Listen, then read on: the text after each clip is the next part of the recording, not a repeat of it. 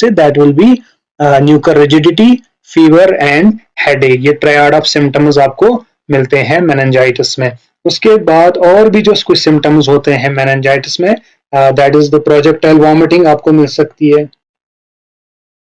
Projectile vomiting जो कि effortless vomiting होती है, एफर्टलेस वॉमिटिंग। आपको प्रोजेक्टाइल वॉमिटिंग के साथ साथ आपने क्या है ध्यान रखना है, फोटोफोबिया हो सकता है। फोटोफोबिया के साथ साथ फोनोफोबिया हो सकता है। फोटोफोबिया, फोनोफोबिया होगा।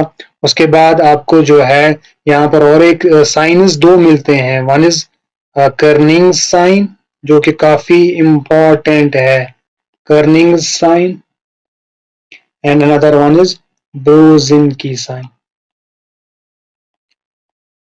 ब्रोजिनकी साइन। ये दो साइन्स आपको मिलते हैं, बहुत इंपॉर्टेंट है। यहाँ पर भी आपको क्वेश्चन पूछते हैं कि which are the following sign is seen in the meningitis. नीचे ऑप्शंस में आपको दिएंगे कर्निंग साइन, ब्रोजिनस्की साइन। तो ये दो साइन्स आपको याद रखने हैं, these signs are for meningitis. अगर हम इन्फेंट्स की बात करेंगे, इन्फेंट्स की अगर हम बात करेंगे, इन्फेंट्स में आपको क्या याद रखना है कि उनमें इरिटेबिलिटी होती है,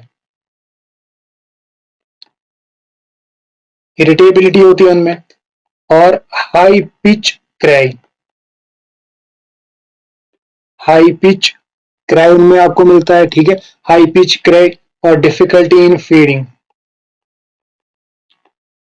डिफिकल्टी इन फीडिंग, आप जो इन्फेंट है उनको फीड कराने में आपको दिक्कत होती है। तो ये चीजें आपको याद रखनी है यहाँ पर, क्लियर है।